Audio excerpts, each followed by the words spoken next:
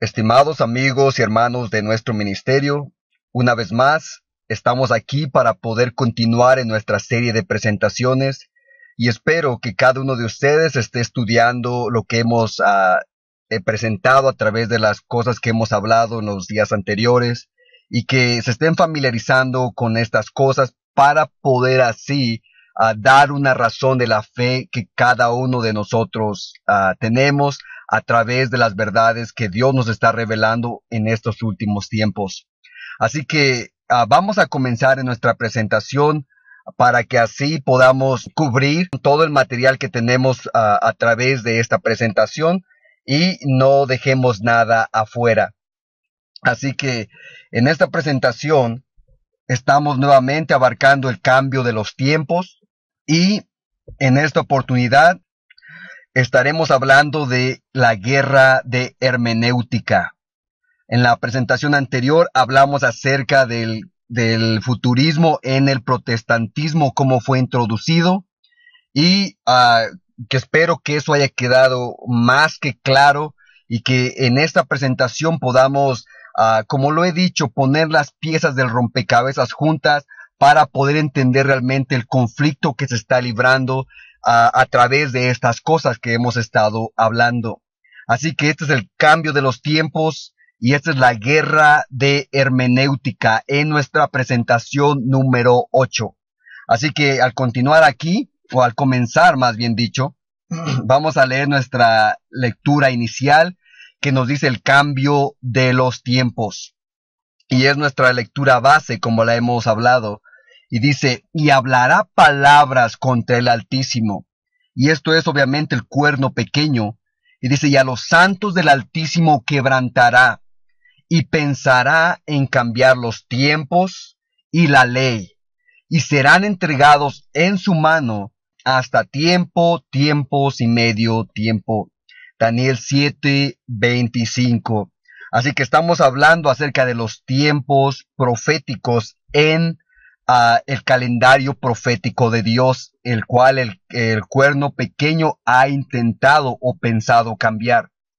Así que al avanzar aquí, vemos ahora con estos signos de interrogación que nos dice en esta diapositiva, serias implicaciones para hoy. Y vemos lo que nos dice. En vista de lo que hemos hablado, tenemos que hacernos varias preguntas. Primeramente, ¿por qué el protestantismo adoptó el futurismo de Rivera y Bellarmino en Inglaterra? ¿Por qué no en Alemania o Francia o algún otro país europeo? ¿Y por qué en la década de los 1830? ¿Por qué los escritos de Lacunza llegaron a Inglaterra y no a algún otro país europeo? ¿Por qué fue el libro de Lacunza traducido al inglés por uno de los hermanos Plymouth en 1833? De hecho, ¿por qué los hermanos Plymouth llegaron o surgieron durante este tiempo y lugar en particular? O sea, todas estas tenemos que ponernos en mente. No es coincidencia que todo esto que hemos hablado haya sucedido nada más porque sí. Así que al proseguir con esto, nos dice, las respuestas a estas preguntas son fáciles de encontrar o de entender. Dice, durante 1830 a 1840, hubo una gran cantidad de personas que inmigraron a los Estados Unidos de Inglaterra. Es fácil entender por qué este cambio del historicismo al futurismo tomó lugar en Inglaterra durante 1830 en adelante. El plan maestro de Satanás era trasplantar el futurismo de Inglaterra al Nuevo Mundo. Durante este tiempo, Satanás estaba echando las bases para que los Estados Unidos se convirtiera en el campeón del futurismo y de esa manera hacer una imagen de la bestia. Y nos sigue diciendo, ahora aquí en esta diapositiva con nuestras gráficas, nos habla de la guerra de hermenéutica. Y nos dice, increíblemente, en el otro lado del Atlántico, y durante la misma década de los 1830, Guillermo Miller y sus colaboradores estaban explicando las profecías de Daniel y Apocalipsis usando el método historicista, el cual se ve en nuestras gráficas. Al mismo tiempo que Satanás estaba importando el futurismo de Inglaterra a los Estados Unidos, estaba habilitando a los mileritas con el método historicista en la explicación de las profecías. Esto es, Dios estaba ayudando y guiando a los mileritas usando el método correcto de interpretación. Por eso es que se dio la obra de Guillermo Miller con el Gran Despertar, como se le conoce en la historia. Así que vemos que está sucediendo estas dos cosas. Mientras uno está llegando, el otro está llevando una obra de reforma a través de toda América. Y esto es lo que vemos que está sucediendo. Así que al avanzar aquí vemos acerca de esta guerra de hermenéutica en los Estados Unidos. Y dice, ¿cuál de estos dos métodos triunfaría en el nuevo continente? Aparentemente el futurismo ha ganado la partida, pero se nos recuerda que al final la perspectiva historicista de Dios prevalecerá, ya que Él es quien está en control de los tiempos o del calendario profético. No importa qué tan exitoso pueda aparentar ser el protestantismo apóstata en su intento de esparcir su panorama profético, todo se vendrá abajo, ya que Dios es el árbitro de la historia y la profecía se cumplirá como Él la estableció. Ahora, los adventistas del séptimo día han enseñado que el protestantismo hará una imagen del catolicismo romano al unir la iglesia y el Estado y al enforzar el domingo como día de adoración. Pero hay algo más. Al emplear los principios proféticos del preterismo y futurismo, los cuales provienen de la Iglesia Católica, los protestantes han hecho una imagen de esta bestia hermenéuticamente hablando. Y aún más, se han convertido en el falso profeta, ya que han proclamado el mensaje profético que recibieron de la bestia. Al seguir aquí, ahora vemos el papel del remanente, o de los fieles de Dios que guardan los mandamientos de Dios y tienen la fe de Jesús. Y dice, hay una relación cercana entre Daniel 7:25, Apocalipsis 12:17, Apocalipsis 13 del 11 al 18 y Apocalipsis 14 del 6 al 12. O sea, hay una relación muy cercana. Veamos en qué consiste. En Daniel 7:25, el cuerno pequeño pensó que podía cambiar dos cosas, los tiempos y la ley. La respuesta de Dios a esto fue que levantó a la iglesia remanente después de los 1260 años, para restaurar lo que el cuerno intentó cambiar. Es decir, Dios levanta a un remanente con un verdadero profeta en su medio, para poder explicar y restaurar el verdadero significado de los tiempos, y levantó a un pueblo que guarda los mandamientos de Dios, incluyendo el mandamiento que el cuerno dice haber cambiado, como se ve en Apocalipsis 12:17, 19:10, 22:8 y 9. Al avanzar aquí, vemos que nos dice en esta diapositiva de los tres ángeles, acerca del papel del remanente que predica el mensaje de los tres ángeles. Dice, pero la bestia no aceptará esta restauración así de fácil. Esta reaccionará al final al imponer la marca de la bestia, que es el cambio en la ley, o sea, el cambio del sábado. Y levantará un falso profeta que utilizará el cambio de los tiempos o que hará ese cambio de los tiempos proféticos en el calendario de Dios. Dice, pero Dios tendrá la última palabra. Los mensajes de los tres ángeles serán proclamados a toda nación, tribu, lengua y pueblo, como se ve en Apocalipsis 14:6.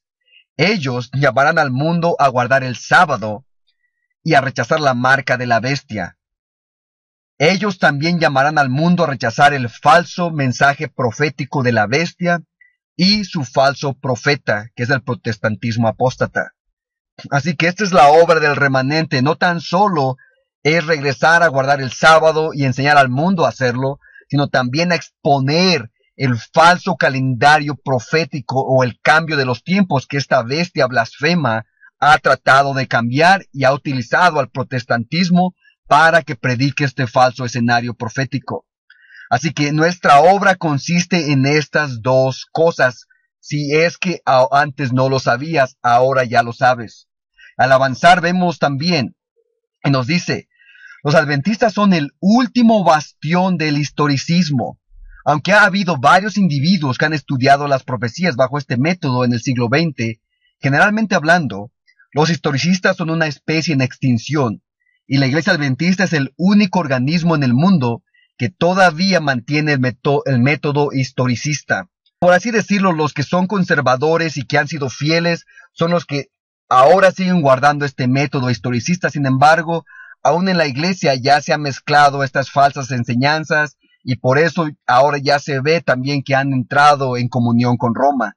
Pero eso es algo que no voy a hablar ahorita, quizás en un tiempo más futuro, pero sí quiero que sepan que el historicismo, como lo hemos hablado, es el método que Dios utilizó para establecer su verdad, para interpretar su palabra y para exponer al anticristo. Y Dios levantó a la iglesia adventista originalmente para predicar este mensaje. Así que al avanzar aquí, vemos ahora esta otra diapositiva que nos habla acerca de confusión en el protestantismo. Y nos dice, después de 1844, todo el mundo protestante abandonó el historicismo como el método correcto para interpretar las profecías, y por consecuencia el protestantismo ha caído en un laberinto de error, ya que no tiene el principio correcto que lo guíe en la interpretación de las profecías. Ahora, debido a que no tiene la hermenéutica correcta, los expositores protestantes tienen que recurrir a conjeturas, especulaciones, pronósticos y hasta adivinación. Cuando uno lee la literatura de los campeones del futurismo, uno solo puede quedar perplejo al ver la gran variedad de opiniones contradictorias que ofrecen. Y dice aquí otra diapositiva. Confusión en el protestantismo. Guillermo Miller utilizó el método historicista para formular su mensaje, pero cuando las esperanzas y aspiraciones de Miller y sus asociados no se materializaron como lo esperaban, el millerismo murió y el historicismo como método fue abandonado virtualmente por todos los expositores protestantes. El gran chasco de 1844 diezmó el historicismo premilenista, pero un premilenialismo futurista, también conocido como dispensacionalismo, tomó su lugar. Esto que estoy leyendo se encuentra en Los Últimos Días, están aquí, la página 102. Así que una vez que pasó el gran chasco, el historicismo empezó a ser abandonado y el futurismo tomó su lugar y es ahora el que se enseña a través de todo el cristianismo apóstata en Estados Unidos y en todos los otros lugares que se enseñan estas enseñanzas. Así que vemos ahora que nos dice esta diapositiva, que es impresionante para mi punto de vista. Dice, método destruido, iglesia destruida. Y nos dice, Satanás sabe que para poder destruir el mensaje y la misión de la iglesia adventista del séptimo día, él tiene que destruir primero su método. La afirmación de que la iglesia adventista es el remanente se basa en el historicismo como método de interpretación bíblica. Nosotros hemos empleado el método historicista para identificar al papado como el anticristo. Pero esto solo es la punta del pámpano. También hemos empleado el método historicista para probar que la iglesia remanente se levantaría un poco después de 1798, con un profeta en su medio. Dice, nuestra explicación de los 2300 días, el libro dulce y amargo de Apocalipsis 10, los sellos, las trompetas, las bestias, el mensaje de los tres ángeles, el papel de los Estados Unidos, etc., se basa en el historicismo exclusivamente como método de interpretación. Y dice aquí, el éxito de Satanás en contra de la iglesia adventista puede ser mayor o ha sido mayor si se enfoca en el método más que en su mensaje. Si ven, cuando el método se destruye, el mensaje también se destruye. En otras palabras, el mensaje de los tres ángeles se basa en el método o lo que es la hermenéutica determinará el mensaje. El método de los reformadores protestantes se convirtió en el catalizador para su mensaje. De hecho, si no hubiera sido por el método, no hubiera habido mensaje. Avanzando aquí, dice, la iglesia adventista se encuentra en una encrucijada hermenéutica. Algunos teólogos, que en sí son la mayoría, dentro de la iglesia hoy día están cuestionando la solidez de la metodología historicista. Otros están proponiendo interpretaciones futuristas a pasajes a los cuales la iglesia adventista tradicionalmente los ha interpretado de una manera historicista. ¿Será acaso coincidencia que estos mismos teólogos están dedicados a excusarse cuando se trata de identificar el cuerno pequeño, la bestia que sale del mar y la bestia con cuernos de cordero? ¿Será acaso una sorpresa que algunos de estos mismos eruditos, apóstatas, los diría yo, están alentando a la iglesia adventista a edificar puentes de comunicación con Roma, o a extender su mano sobre el abismo, como dice la profeta del Señor? Y nos dice aquí en esta otra, método destruido, iglesia destruida. Y dice, en este punto de nuestra historia, nos concierne hablar acerca de otros métodos de interpretación bíblica usados en la iglesia, los cuales, al igual que el preterismo y futurismo, destruyen el mensaje especial para estos últimos días. Estos métodos usados en la iglesia son conocidos como el método histórico crítico y el método histórico gramatical.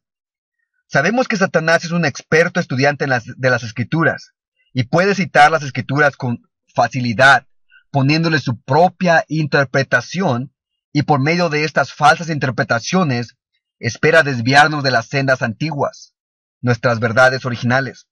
Satanás desde el principio de la creación ha dirigido sus ataques en contra de la palabra de Dios, a modo de desacreditar la infalibilidad de lo que Dios ha dicho. Y el más claro ejemplo de esto lo vemos en la historia de Adán y Eva, donde podemos ver claramente la técnica de Satanás para hacer caer a Eva. Nos sigue diciendo en esta misma diapositiva. Lo primero que vemos es que Satanás cuestiona y pone en duda la palabra de Dios. Y así pone en duda la mente de Eva, y esto la lleva a dudar y racionalizar si es que lo que Dios dijo es verdadero. Este mismo método lo ha seguido utilizando a través de las edades, ya que si logra destruir nuestra fe en la palabra de Dios, entonces quedaremos indefensos a todos los engaños que Él ha preparado en estos últimos días.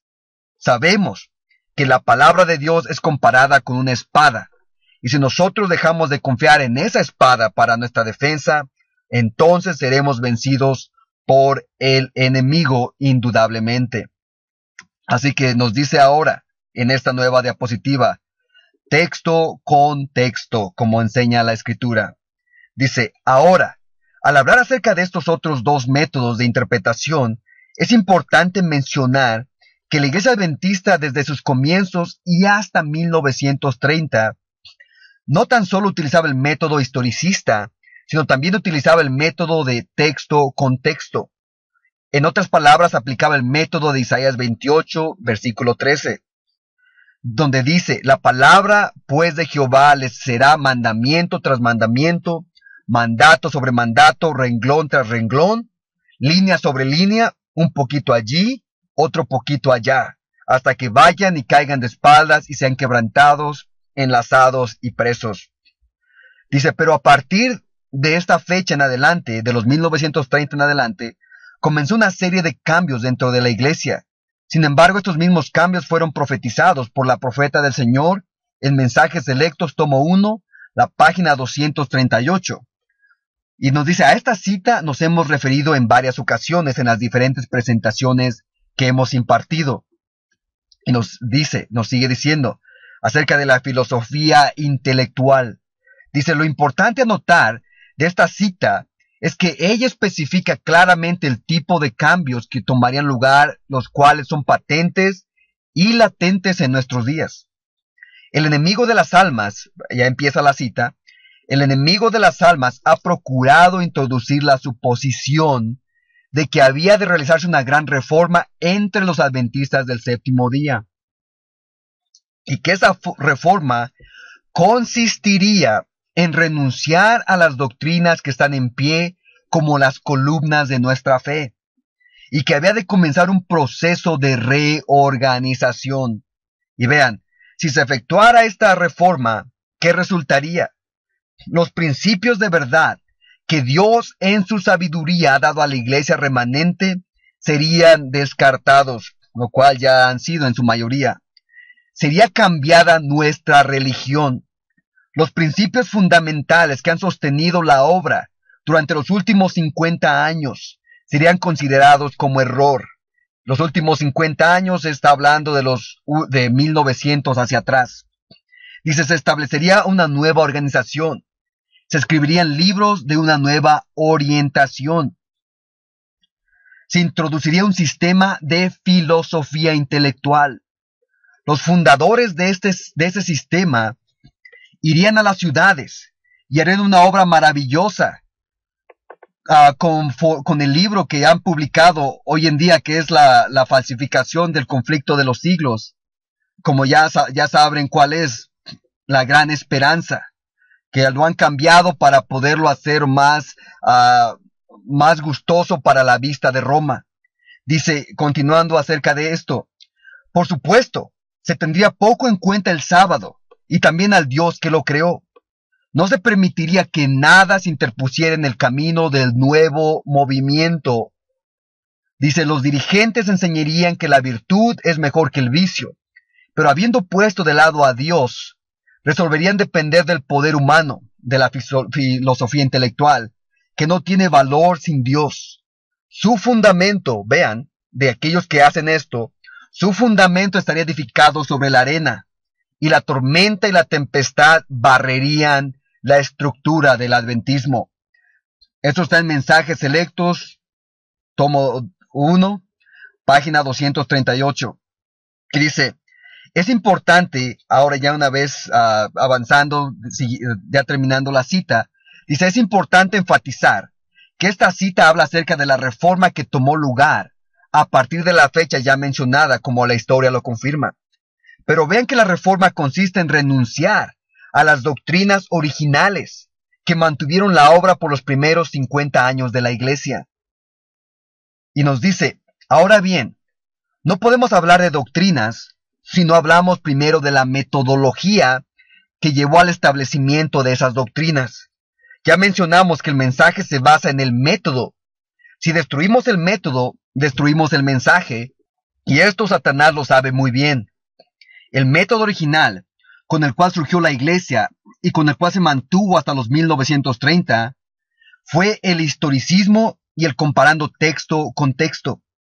A estos métodos le debemos todas las verdades que conocemos, como el mensaje de los 3 ángeles, el santuario y todas las otras verdades que se pueden ver en las gráficas originales. De hecho, estas gráficas no tan solo identifican las verdades, sino también la metodología. Y por esta razón enfatizamos una y otra vez en nuestro ministerio la importancia de estas 2 tablas de Habacuc. Ahora nos dice, ya entrando acerca de la filosofía intelectual que nos predijo la profeta de Dios. Y dice, en la cita que acabamos de citar, vemos que la profeta del Señor hace mención del sistema que se introduciría en la iglesia y a ella le denomina filosofía intelectual. Ahora, ¿a qué se refiere con esto de filosofía intelectual? Sin duda alguna, ella se refiere al método de la alta crítica, el cual se divide en 2 partes en la iglesia. El uno es el método histórico-crítico y el otro es el método histórico-gramatical. Estos métodos están basados en la filosofía humana, los cuales tienen sus orígenes en la Contrarreforma, de la misma manera que el futurismo y el preterismo, y ambos provienen directamente de la obra de los hijos de Loyola, los jesuitas. Así que ahora consideremos en forma rápida sus orígenes y las postulaciones básicas de estos 2 métodos satánicos.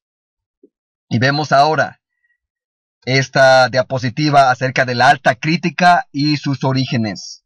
Y dice, Richard Simon, quien vivió en 1638 a 1712, era un sacerdote católico francés.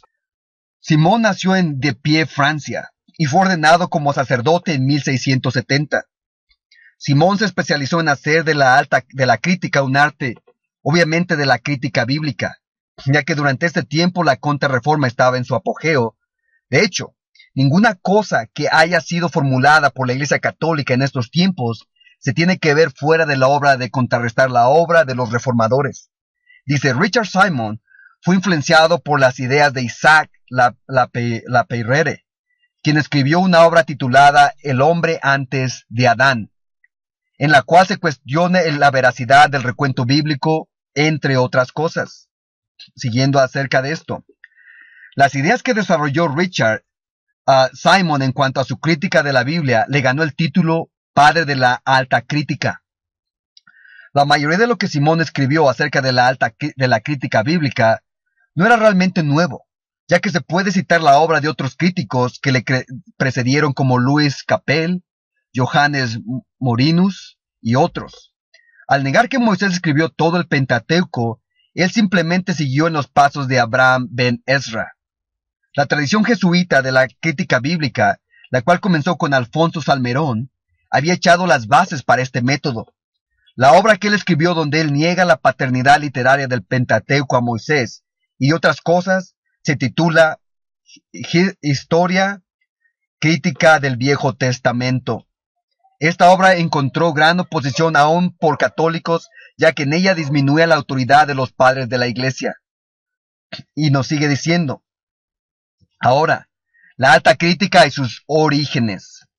Dice, los protestantes por su parte se dieron cuenta que la infalibilidad de la Biblia era amenazada por las dudas que Simón levantó en contra de la integridad de los textos hebreos, y que de hecho, los postulados básicos de esta obra estaban dedicados a minar la fe en la sola escritura adoptada por los reformadores protestantes, y hacía un énfasis en favor de las tradiciones e interpretaciones de la Iglesia católica.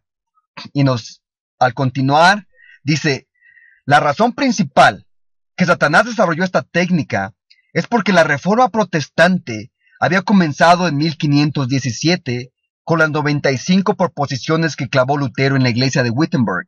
Sin embargo, esta obra de reforma no hubiera avanzado si no hubiera sido por un evento que sucedió en 1449, el cual fue la caída de Constantinopla bajo el segundo Ay. Durante este tiempo, los textos conocidos como los textos recibidos llegaron a Europa, debido a que los líderes de la Iglesia Ortodoxa en el Oriente habían huido de Constantinopla y llevaron consigo los textos griegos, que formarían la base de las Biblias de los reformadores. Es importante mencionar que durante este tiempo la única Biblia que se utilizaba en Europa era la Vulgata de Jerónimo, y esta Biblia provenía de textos escritos en latín. Esta Biblia era usada por la Iglesia Católica y en ella se encontraba toda clase de errores que apoyaban las falsas doctrinas del papado. Que estamos viendo, cubriendo algo de la historia y de los eventos para que se den un poco de idea. Después ustedes pueden leerlo con más tranquilidad los que están leyendo o viendo estas presentaciones. Así que al avanzar aquí vemos, continuando acerca de la alta crítica y sus orígenes. Y nos dice, así que cuando los protestantes recibieron los textos en griego y cuando los compararon con los del idioma latín, se dieron cuenta de los muchos errores en las doctrinas de Roma. Por esta razón la obra de la Contrarreforma consistió en destruir la confianza de los textos griegos para así confirmar las enseñanzas y tradiciones de la Iglesia Católica. Y esta obra fue puesta en marcha por los jesuitas, comenzando con Alfonso Salmerón, el cual fue uno de los primeros conversos de Ignacio de Loyola, y siguió con Richard Simon como uno de sus más grandes exponentes. Y dice, ahora en esta otra, acerca del método histórico crítico. Al entrar ya en detalle acerca de este método histórico crítico, el método histórico crítico pone a la Biblia en el mismo nivel de los libros no inspirados o de las obras de historia y coloca al lector por encima de la Biblia como un crítico que puede cuestionar, diseccionar y desafiar sus preceptos y enseñanzas. Dice, el método crítico histórico es la hermenéutica favorita de los adventistas liberales, y los frutos que este método ha creado son escepticismo, rechazo de las escrituras y la elevación del razonamiento humano, la filosofía humana, como lo puso la profeta del Señor, la hermana G. de White. Ejemplos de los efectos devastadores de este método son el rechazo del recuento bíblico de la creación y la aceptación de la teoría de la evolución de Darwin, el rechazo de la enseñanza bíblica acerca de los papeles asignados a cada género en favor de la ordenación de mujeres y conceptos de igualdad obtenidos de la teoría feminista, la promoción de la homosexualidad en la iglesia, el rechazo de los estándares bíblicos en la dieta, el vestir, entretenimiento, etc. El espíritu de profecía claramente condena este método y apunta a Lucifer como su originador. Así que esto es lo que es el método histórico crítico y lo que realmente hace dentro de la iglesia, o de lo que ha causado dentro de la iglesia adventista.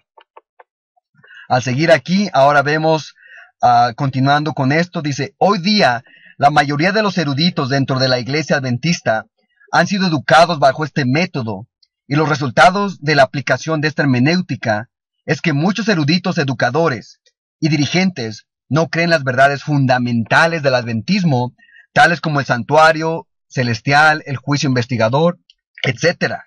Pero estas opiniones divergentes no se hacen prominentes para poder así evitar conflictos con la mayoría de creyentes laicos, los cuales mantienen esas doctrinas como verdad.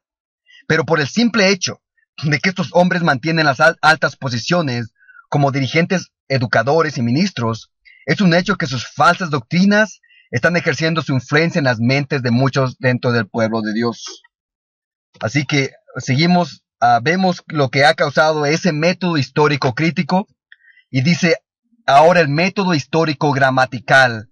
Cubrimos lo del método histórico crítico, espero que lo hayan entendido de alguna forma y que ahora puedan estar preparados para ver lo que hace el método histórico gramatical. Y vean, dice, el método histórico gramatical es la hermenéutica usada por la mayoría de los adventistas conservadores.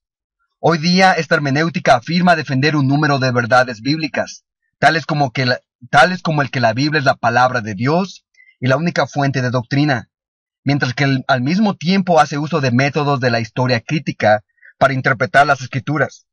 Un ejemplo de esto es darle la prioridad a los idiomas originales, lo cual hace necesario depender en expertos de estos idiomas. Esto ha fomentado la dependencia en los hombres, la cual es vista como una gran maldición para el pueblo de Dios al final del mundo. Jeremías, como se ve en Jeremías 17:5 y en Isaías 31 del 1 al 3 y 29 versículo 11. Y nos sigue diciendo, mientras que los idiomas originales pueden ser útiles, el darles la preeminencia para determinar el significado de las escrituras es contrario a la hermenéutica usada por Guillermo Miller. Miller descubrió las verdades fundamentales del adventismo con el simple método de texto-contexto, sin la necesidad de entender griego y hebreo. Esto también es contrario al testimonio bíblico, ya que la Biblia enseña que el requisito principal para entender las escrituras es la condición del corazón de la persona y no el entrenamiento académico en idiomas originales, como se ve en Juan 17:17 y en Juan 8:42 al 47. Así que vemos la diferencia o el contraste, uno entre la enseñanza humana y la enseñanza bíblica. Uno depende de Dios y el otro depende de los humanos. Y nos sigue diciendo ahora, otro error del método histórico gramatical es el leer la Biblia desde la perspectiva de la cultura, sociedad y perspectiva de la vida original del escritor, para así poder llegar a su significado para nosotros hoy. Es importante notar que esta es la perspectiva opuesta a cómo nos enseña la Biblia que tenemos que entenderla. Las escrituras nos enseñan que el cristiano tiene que leerla entendiendo que está hablando más acerca del fin del mundo que aún del tiempo en el cual fue escrita, como se ve en 1 Corintios capítulo 10 versículo 11 y en Romanos 15 versículo 4. Para uno poder interpretar las escrituras desde la perspectiva de la sociedad y cultura original del escritor, uno necesita recurrir a expertos en culturas y sociedades antiguas, y por lo tanto las almas son desviadas del estudio mismo de las escrituras y llevados a los dichos de hombres no inspirados. Así que vemos ahora, esto es lo que ha sucedido, y dentro de la misma iglesia hoy en día, esto es lo que se cree, esto es como se enseña, y por eso ahora han extendido la mano sobre el abismo para agarrar la mano del hombre de pecado. Han agarrado las enseñanzas, los métodos de interpretación de los jesuitas para poder así interpretar la Biblia y nuevamente desviar el dedo de acusación del hombre de pecado, del anticristo que está en Roma. Por eso hoy en día, como se han dado cuenta, muchos de nuestra iglesia ya no condenan al anticristo, sino que hablan palabras lisonjeras para poder adularlo y hablar que es un gran hombre, un hombre espectacular, de gran moral, y que es ahora el que tiene que tener el poder sobre la iglesia y el Estado. Así que dentro de la iglesia vemos el método histórico, crítico, gramatical, y el otro método, los cuales han causado una devastación, lo cual ya vimos que es la filosofía humana, como la profeta del Señor lo enseña a través de la cita que hablamos anteriormente. Y vemos ahora aquí que nos dice en esta diapositiva. Dice, cuando los hombres hablan de alta crítica, cuando juzgan la palabra de Dios, dirige su atención al hecho que ellos han olvidado quién fue el primero y más sabio crítico. Él ha tenido miles de años de experiencia práctica. Él es quien enseña a los así llamados altos críticos del mundo hoy. Dice, Dios castigará a todos aquellos que como altos críticos se exaltan a sí mismos y critican la palabra de Dios. Esta cita está en Bible Echo, febrero 1 de 1897, párrafo 9. Así que el originador de la crítica, como ya lo hablamos, es Satanás mismo, el que hace dudar de la palabra y el que inventa métodos para poder cuestionar la veracidad de la Biblia, y así la gente no pueda confiar en un así está escrito, en un así ha dicho Jehová. Así que claramente la inspiración enseña que esto viene de Satanás. Todos los métodos diferentes del historicismo y del texto-contexto tienen que ser repudiados como provenientes de Satanás para la destrucción de las almas. Ya sabemos que Él es nuestro adversario y el enemigo de toda verdad. Así que esto, en sí, esta presentación ha sido el cambio de los tiempos, y hemos hablado en esta presentación acerca de la guerra de hermenéutica, la cual se libró y se está librando hoy en día. No tan solo es el pueblo de Dios, sino también es su método, que es lo que los distingue a cada uno de ellos. Y vemos que esto se presenta en nuestras gráficas, en nuestros fundamentos, en las verdades originales, como se enseñan en la gráfica de 1843 y la de 1850, donde la gloria del cuarto ángel se está revelando a través de las verdades originales que Dios nos confió como su pueblo verdadero. Esperamos que sinceramente a través de estas presentaciones, los que nos escuchan y nos ven a través de nuestro canal puedan entender la suma importancia que tiene esto que estamos hablando, y finalmente hacia dónde nos dirigen, que llevan uno a otro lado donde nunca podremos ser juntados. Así que espero que cada uno de ustedes esté haciendo su trabajo, su tarea de estudiar, de leer la palabra por ustedes mismos y de ir a la Biblia para que la Biblia les dé la interpretación, y no vayan a los eruditos y a las personas que según son los calificados, ya que la mayoría del tiempo la gente o los así llamados eruditos han sido los que han errado y han llevado al pueblo consigo. Así que esperamos que el Señor haya bendecido grandemente esta presentación, y que hayan sido abiertos los ojos de su entendimiento con las verdades gloriosas que Dios ahora nos ha dado como su pueblo remanente.